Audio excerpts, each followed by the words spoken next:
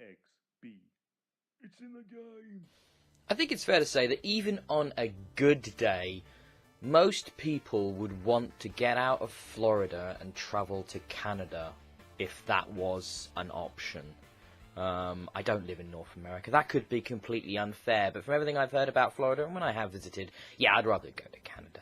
And this is not a good day. In Death Road to Canada by Rocket Cat, well, you can probably guess, the zombies have risen and we are in some deep doo-doo. Now, Rocket Cat, amazingly, is this tiny 3-person developer and self-publisher that consists of 3 guys that have never met face-to-face. That's right, they do all their work remotely over the internet. That's the power of the 21st century. And the fact that they can put together such a complex, compelling, and unique zombie game is really quite impressive. So in Death Road to Canada, we have this mixture of a text-based adventure, pixel art action game, and sort of survival simulator all rolled into one.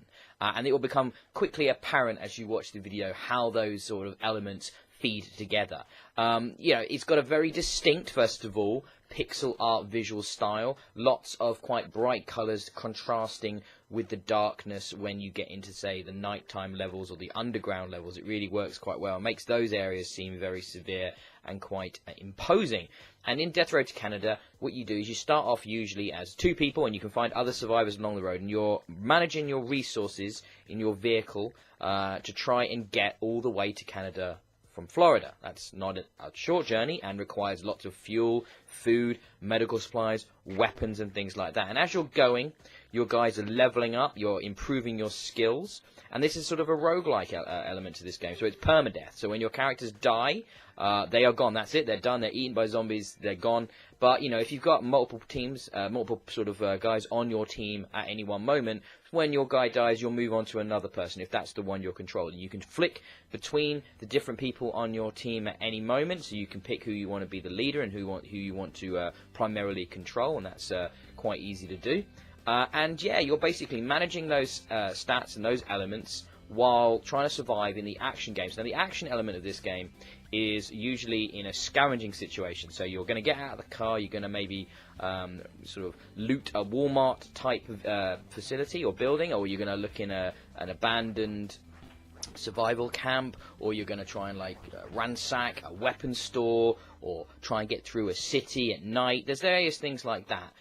Predominantly, though, you're going to be doing a lot of time looking at this kind of rolling interface, which is your vehicle driving along the road. You're getting sort of information and status updates about your guys as they sit and chat with each other. They're often very strange people, these survivors, and you find out very strange personality traits, and all that affects their behavior and their survivability and their usefulness in this zombie apocalypse. It's quite a deep level of systems at play here. It's really quite impressive how many elements come together to create Death Road to Canada.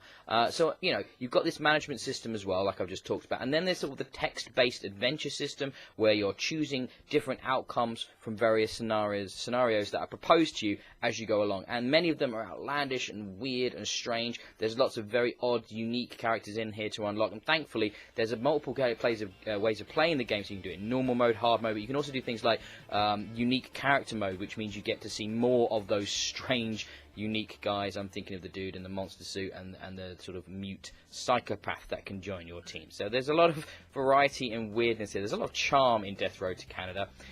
Beyond the art style, it has very compelling and funny writing, and like I've said, there's plenty of different systems at play here, lots of different elements from the action gameplay to the management gameplay. It's actually quite a hard game, but it's meant to be, so you're meant to do multiple playthroughs, get a bit further each time, find a few more of your upgrade points, and therefore make yourself more survivable on your next run. So there's a really nice sort of loop to this game, and it's definitely an impressive game that's been produced here, considering the amount of developers involved with its development in the first place. So I'm going to give Death Road to Canada a very solid 3 out of 5 stars. THICKENS. It's in the game.